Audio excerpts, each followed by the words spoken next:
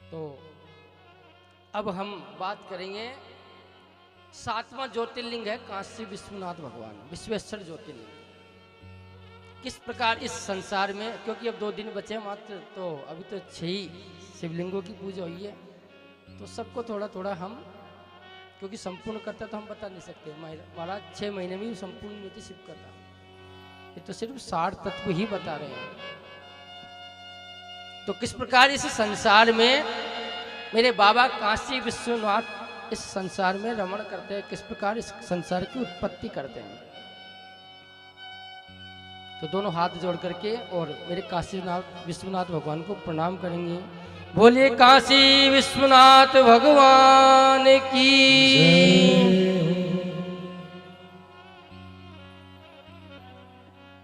महाराज, ये विश्वेश्वर ज्योतिर्लिंग है, वो काशी के अंदर ही है। उस दिन बताया था आपको कथा में, काशी विश्वनाथ के लिए शिव पुराण में लिखा है कि जब महाराज इस संसार का प्रलय हो जाता है, कुछ भी नहीं बचता, हर तरफ जल ही जल होता है, तो मेरे महादेव इस संसार की उत्पत्ति कैसे करते हैं? अपने ही शरीर के 2 भाग करते हैं, मेरे माँ और आदि शक्ति के रूप में। शिव अपने शरीर के 2 भाग करते हैं, एक भाग में से स्वयं आदि शक्ति प्रकट होती है और दूसरे से में साक्षात विश्वनाथ मेरे काशी भगवान, इनकी उत्पत्ति होती है।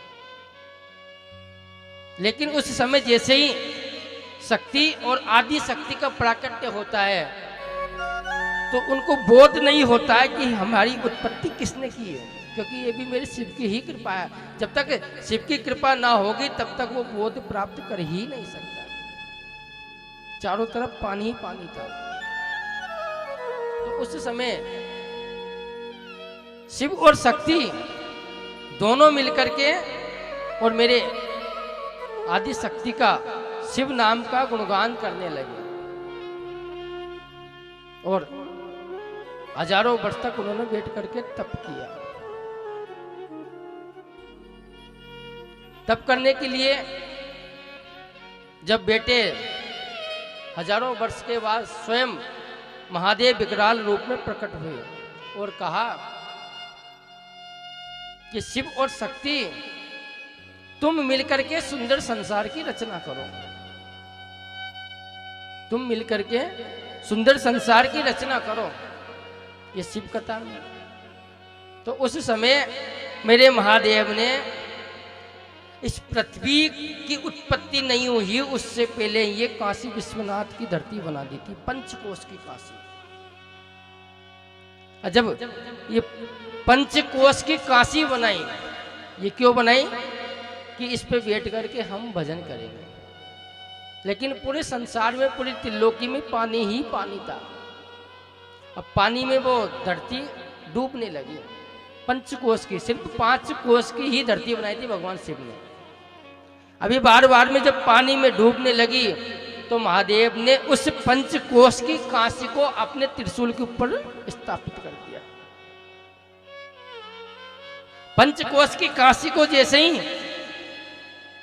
त्रिशूल के ऊपर स्थापित किया, अब उस काशी में सत्य, रज और तम तीनों ही गुण विद्यमान है। ये क्या है? सत्य क्या है?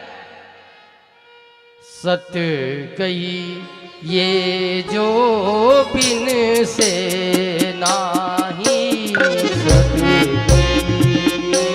जो बिन से नाही, चित कही जो सकल घट माही, जो सकल घट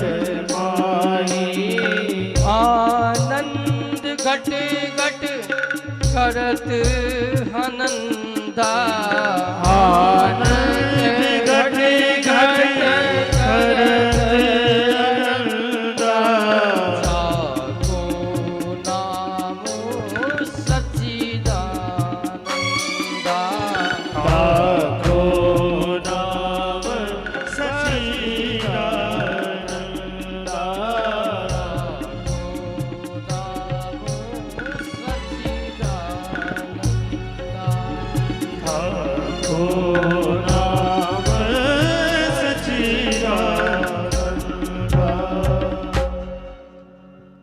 तो महाराज सत्य उससे कहते हैं कभी जिसका विनाश ही नहीं होता, जो तीनों ही काल में मौजूद है।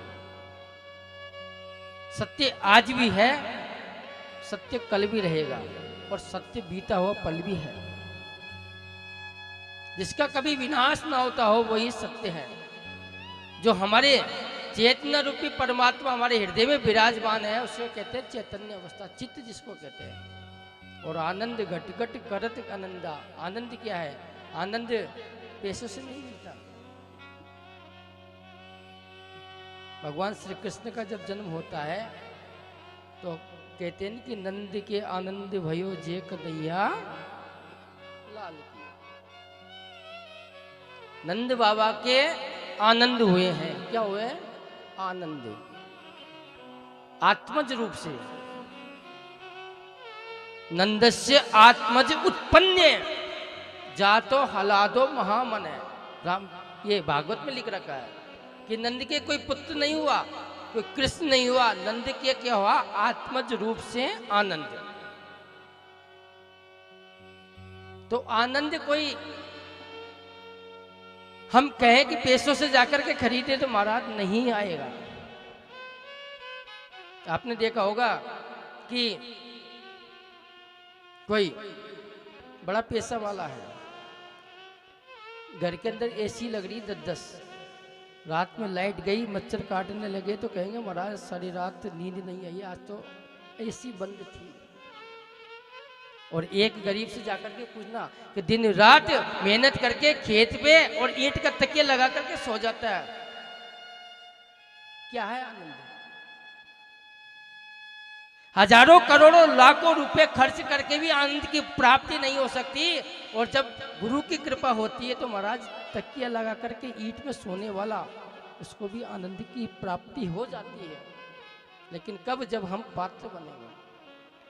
तो आज मेरे काशी विश्वनाथ भगवान ने पंचकोश की काशी बनाई, और जैसे ही काशी बनाई तो वो पानी के अंदर डूबने लगी, और जैसे डूबने लगी तो उसी के धरती के नीचे मेरे महादेव ने त्रिशूल स्थापित कर दिया। और त्रिशूल पे आज पंचकोश की काशी रखी हुई है और मेरे महादेव भजन करने लगे बैठकर। ब्रह्मा जी से कहा कि जाओ संपूर्ण पृथ्वी की तुम उत्पत्ति करो, जीव चराचर जितने भी बनाओ सब बनाओ, लेकिन मेरी काशी से दूर रहना।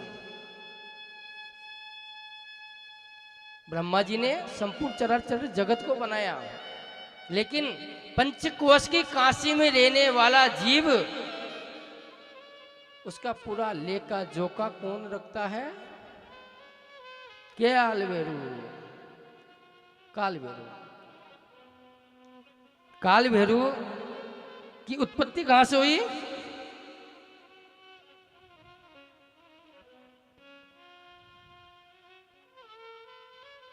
अभी तो परसों ही बताया।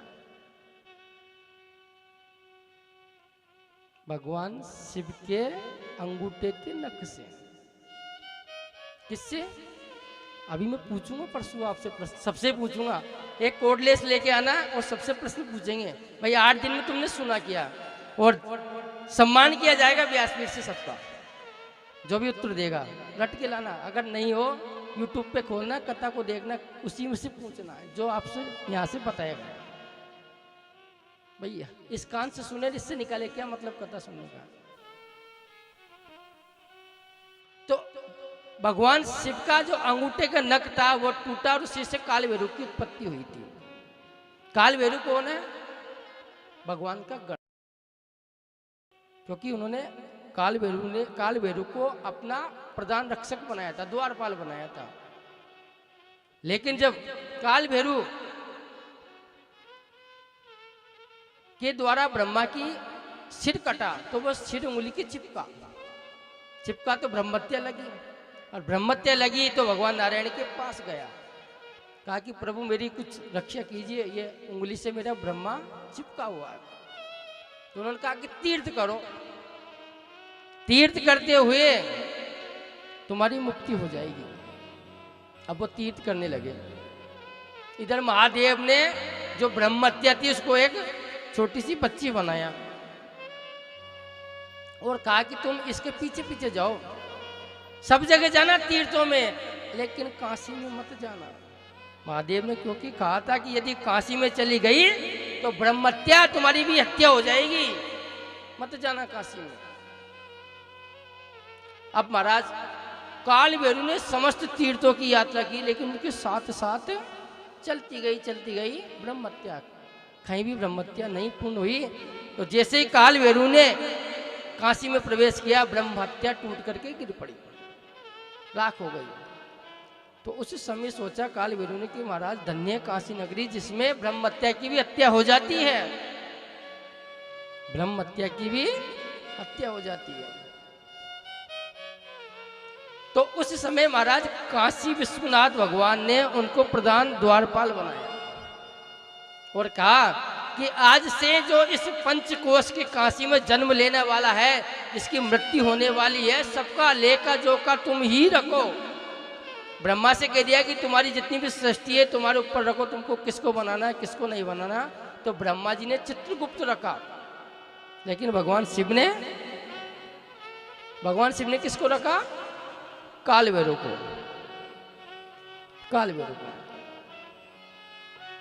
तो यहां लिखा है कि ले हूं करवंट काशी, जिसकी काशी में जन्म होता है, जिसकी काशी में मृत्यु होती है, महाराज उसका पुनर्जन्म कभी होता ही नहीं है। धन्य काशी नगरी।